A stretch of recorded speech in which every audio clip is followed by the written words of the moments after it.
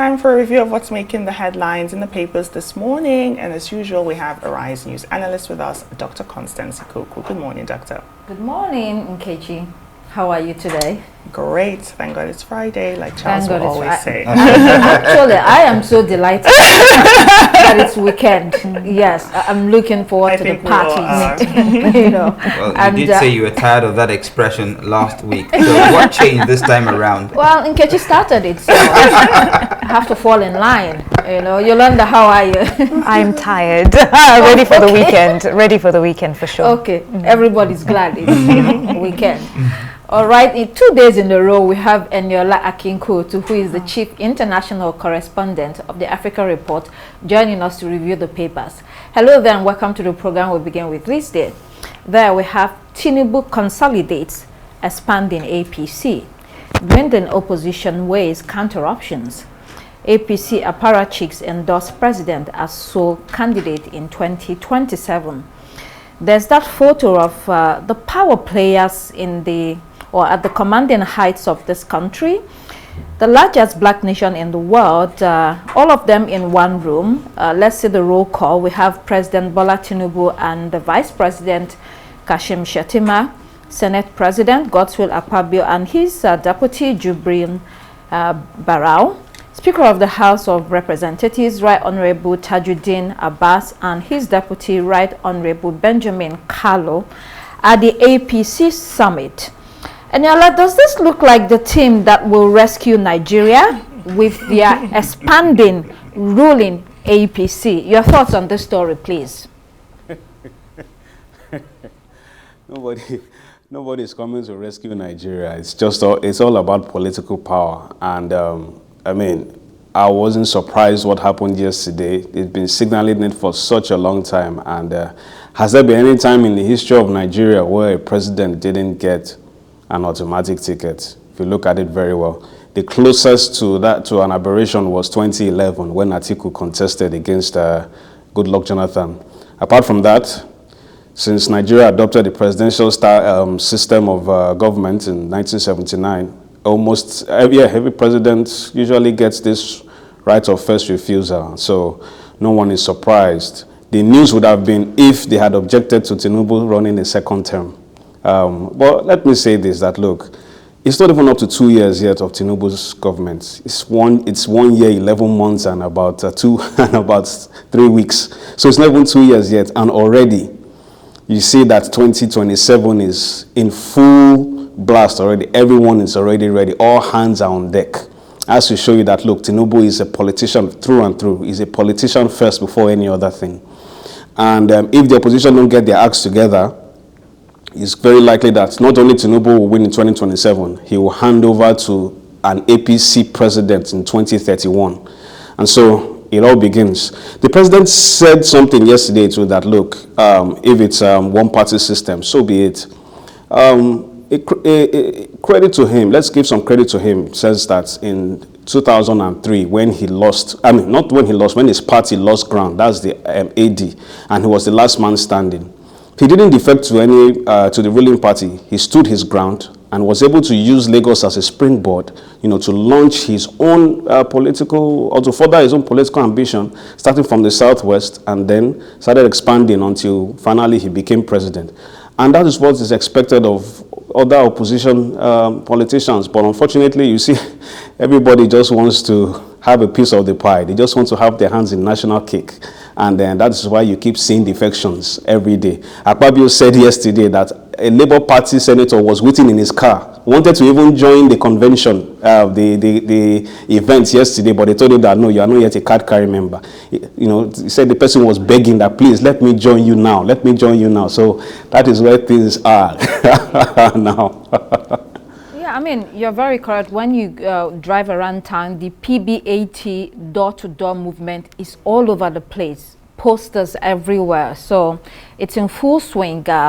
Let's go to Daily Sun. This is sort of an extension of this day story that we are discussing. Here there's a statement from the president at the APC summit.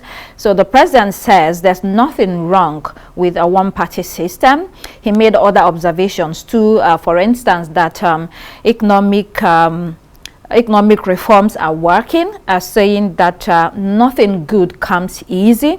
He boasted about the removal of fuel subsidy, which he described as the grandparent of corruption.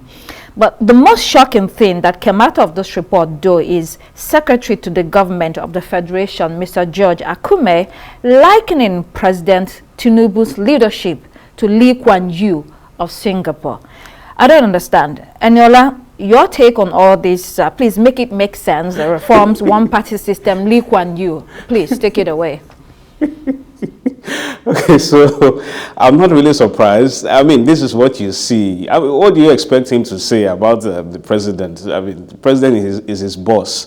Recall too that during the presentation of the 2025 budget proposal, was it December or some few months ago, Akpabio said that Abuja is now like London, that Tinubu has transformed Abuja, that is already like London. And, and a lot of people on social media are like, what is going on here? So, yes, I mean, in politics, you always have bootlickers, you always have servile, followers, you have lackeys, and that's how it works, because you have to massage his ego. But let me say something about this one-party system. It happened in the United States in the 1810s. They called it the era of good feelings during the presidency of James Monroe. Everybody hopped onto the Republican Democrat Party. Now, what happened finally was that an implosion happened because the corruption reached unimaginable heights at that time, and there was nobody to keep the government in line, to keep them in check. And so there was an implosion, and factions came out, and those factions then became parties. It's unrealistic in liberal democracy to have a one-party system.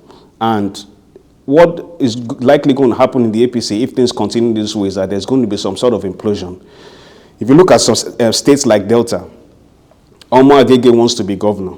And now that the governor, that's Oborewore, has joined the APC, Omo Agege is not going to be able to contest, at least on the platform of the APC, because the governor is now the leader of the party and is going to be given an automatic ticket. So what's going to happen is that everyone, the legacy members, some of them are going to feel marginalized, and over time you see them crossing over to other parties. So it's just a matter of time. Yeah. Okay. I guess, yeah, they will feel cheated.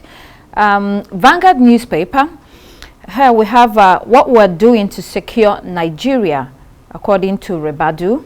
National Security Advisor Nuhu Ribadu said combined security efforts have contained mass killings, mass abductions, terrorist attacks, wanton destruction. He said it's important to reflect on where we're coming from in order to appreciate today's wins. He spoke at the APC summit, so a lot coming out from that summit. He's right that some progress has been made in the context of the past. Nevertheless, it does seem that we're still very far from the ideal, isn't it, Charles? Absolutely. Sometimes I wonder what the NSA is talking about. I mean, yes, of course, he may claim that gains have been made, but the indicators say otherwise. It's absolutely getting even worse. Okay, so what is he saying about the herdsmen attacks, especially in the north central, where they've actually occupied large swathes of land? What is he saying about the upsurge of Boko Haram attacks in the northeast, where the military bases are being overrun one after the other, prompting that call by the Borno State governor, pleading that Marte, the military base there, should not fall to terrorists? What is the NSA saying about that? I think some of these things are the figment of his own imagination, and I say that with all sense of responsibility. So he claims that the southeast has been pacified. Well, of course, we understand the politics playing out in that part of the country, but where the real issues are, particularly in the northern part of the country, those are yet to be adequately addressed. And I think it is not time for the NSA or the security services to start beating their chest saying that we've been able to do this or that. Challenges on all fronts. There is no government that can handle simultaneously security challenges across the country. It is overwhelming, and that's what we're saying. Remember what Governor Zulum said. There is collusion. Yeah. So, I quote General Sani Abacha, if terrorism or insecurity persists for more than 24 hours, there is government collusion. Daily Independent this morning, FG files criminal charges against suspended Senator Natasha. These charges are over alleged defamation of Senate President Godswill Akpabio and former Kogi Governor Yahaya Bello. Recall that Senator Natasha Akpotiuduaghan accused both men of planning to assassinate her in an interview on Channels Television. The charge also said Natasha made a claim on phone implicating Akpabio in an alleged killing and organ harvesting. All these are malicious and unsubstantiated attack on Akpabio's character, says the charge. These are serious allegations right there. Senator Natasha will be expected to prove these allegations. Nkechi, your take on the story? I mean, I think this is a woman, Senator Natasha, who has already been suspended for accusing the President of the Senate of sexual harassment, a powerful male colleague. Now she's facing criminal charges. The court has to prove these charges beyond reasonable doubt. And I think this just, and again, let's put it in context. She had already had her security withdrawn from her. This was right before she made this statement. And I think this puts out a message of shutting down the dissent, really. I don't see it as a straightforward way. I think it's a way of using the courts or the legal system to address political issues, because as much as we don't want to say it, this is a political issue. This case that has been put against Senator Natasha seems like a case that's supposed to silence a dissent, and that's where I stand on this. And we'll see how the court proves it, because they have to prove it beyond reasonable doubt. Oh, but if you're making allegations, you have to be, careful. Saying someone wants to assassinate you. Yeah, but when in public, allegations, when it goes to court, then you will have to prove it. That's just what it is. But I think when the public, or even anyone, any citizen in Nigeria, alleges a threat to their life, it should be investigated rather than how the person is even saying it. But I mean, it's going to court and we'll see how that plays out. Yeah, you're correct. It should be investigated. Yes. At the same time, the other person can say you're defaming my character. So of course, and that's why I said the court has to Yeah. prove that beyond reasonable doubt. All right, Yolanda, do you have something to say? I thought I saw you itching. Yes, itching indeed. During her speech in her hometown, she did mention that she has evidence.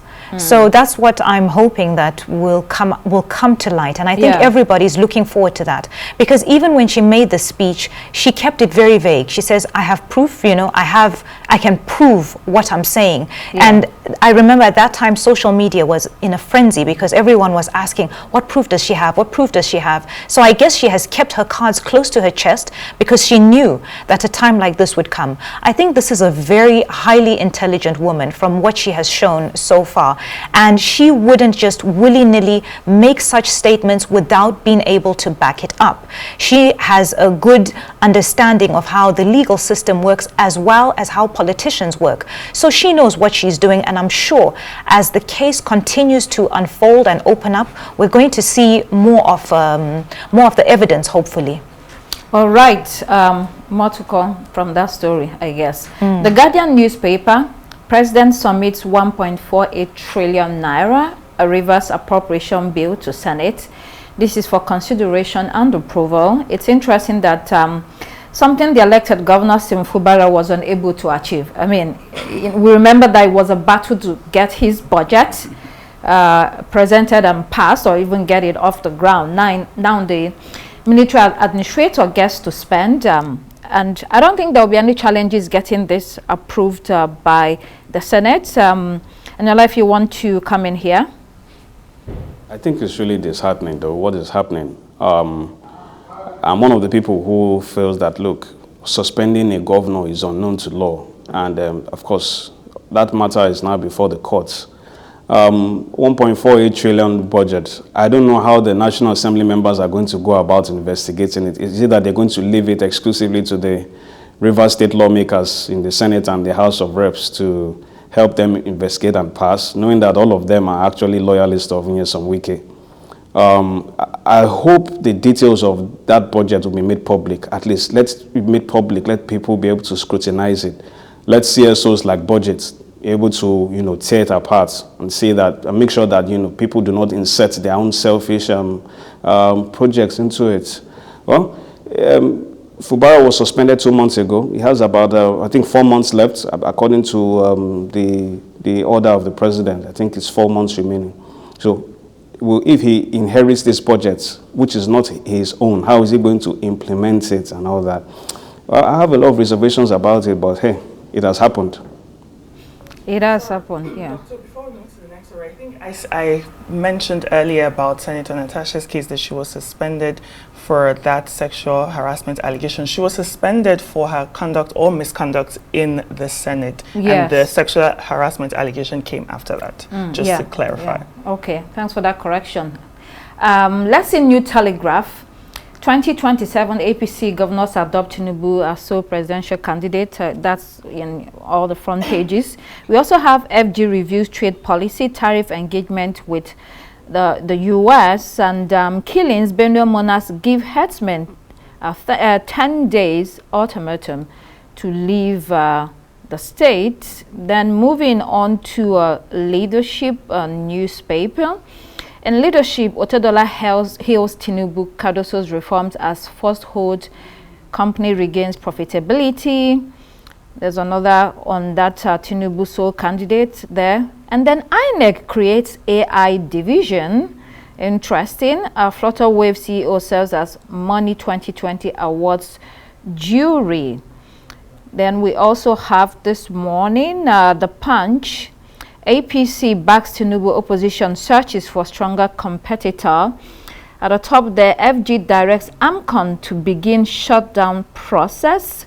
52,000 Nigerians relocated to the UK in 2024 were being told here. And then Western oil firms exploited Nigeria's weak laws according to Mr. Jonathan, former president. Then let's go to the international headlines. We have Daily Graphic. I like the photo of President John Mahama and his vice president. Yeah, Nana Opoku Agiamang. Yeah, I mean, it shows they have a good working relationship, doesn't it? It really looks nice. Now to the story, all money to push, big push. The crux of the matter here is that Ghana is amending its petroleum revenue law to channel 70% of proceeds to infrastructure. Citizen newspaper, back on track. Leader of the DA, John Stephenson, says SA came out of the Trump meeting in good shape, gave President Trump food for thought, but SA must not sugarcoat its domestic problems, including farm murders and rampant crime. I mean, fair enough analysis from the DA leader, isn't it, if anyone wants to come in here? I think I'd like to come in here and say that at this point in time, I'm very happy with how South Africa has handled this entire meeting with Trump. One of my concerns at the very beginning of this was that would they be able to bring up a united front in front of Donald Trump? And they managed to do that. South Africa is riddled with so many problems that we've discussed over the months, from infrastructure to electricity, water, so much racism, so much is happening. But they were able to lead with a united front, and it's really good that, especially from John Steinhuisen, who is, the opposition, that he would come back so positive and actually saying that Trump has been left with some food for thought. Well, I think on ground, a lot of South Africans, especially young South Africans, have been not applauding their president. They have been saying that they thought he could have pushed harder. He could have defended black South Africans more, especially with the EFF releasing a statement. The EFF, they are always very fiery, very on point. They were calling Trump's remarks white supremacist propaganda. And so a lot of South Africans have been saying this is sort of the show of leadership they would have loved to see from the president. I mean, the president was, he was playing a balancing act. Yes, yes. And you know, experts, according to this article, call the meeting a draw. In spite of that, President Trump was non-committal in regard to attending the GA summit in South Africa later this year. That is when the U.S. would take over from South Africa. So I don't know, maybe it was a draw. Let's see the Times newspaper. Starmer hands over Chagos to Mauritius. This deal will cost the UK billions to lease back the military base on Diego Garcia. How much exactly? We're talking about 101 million pounds a year. For some background, the islands were separated from Mauritius in 1965 when Mauritius was still a British colony, and the UK purchased them for £3 million. Well, some British citizens are upset about this. Mauritius is celebrating the handover, a win for those campaigning against foreign military bases and empire countries. Aniola, do you have any thoughts on this? Well, it reminds me of the UK, you know, returning Hong Kong back to China too, some 30 years ago. You know, the British citizens definitely will not be happy that, you know, the last vestige of what was the British Empire has gone back to its original owners. It shows that they're getting weaker and weaker. But is it not the right thing to do? Because you annexed so many countries. They used to say then that the sun never set on the British Empire, because the British Empire was the largest empire ever known to mankind. And of course, it's now falling apart piece by piece. I think it's good what they've done. It's honorable. No one should ever look back at colonialism with nostalgia. That's my contribution. Yeah. Charles, to this last story, Trump ban, that's the Guardian newspaper, Trump ban on foreign students at Harvard. The Trump administration is halting Harvard's ability to enroll international students and has ordered existing international students to transfer or lose legal status. Homeland Security Secretary Kristi Noem says this was in response to the university's refusal to comply with Trump's demands. Furthermore, the government accused the university of fostering violence, anti-Semitism, and coordinating with the Chinese Communist Party. Now, war on education. I don't know what to make of this. I don't know. I find it amazing the scope of the president's powers in the United States. I actually didn't realize that this could happen. But anyway, Trump also added a bit of salt to that Chinese thing there. But the anti-Semitism thing, well, you know, there was this this Middle Eastern student, a Palestinian actually, who was calling for support for Palestine against Israel, and at some point there was an attempt to deport him. Anyway, the Harvard authorities stood behind him, and then as far as the Trump administration was concerned, that was an endorsement of anti-Semitism. So they called for some form of checks and balances to be supervised by the government. Harvard wasn't taking that, and then Trump has come all out after them. And, you know, with the fact that he has actually been able to hammer them, wow. I mean, I think quickly, Harvard will definitely fight this in court, and rightly so, but I think the damage is already done. Harvard or any other school, I think it's not a good time for international students in America if you don't conform to their sort of political agenda. And I think this is a gift to other maybe state or countries, I mean Canada, UK, or any other place, Europe, for people to go to school. Thank you so much for your contributions, and Eniola Akinkuo too. Once again, it's wonderful to have you, Chief International Correspondent of the Africa Report, and have a fantastic weekend. Thank you so much, Dr. Constance Ikoku, for leading us through the newspaper review today. That's all the time we have here on Daybreak. Thanks for watching. I'm Nkechi Nana. I'm Charles Eruka. It's goodbye from me. And I'm Yolanda Robert. Please do keep it here on Arise News.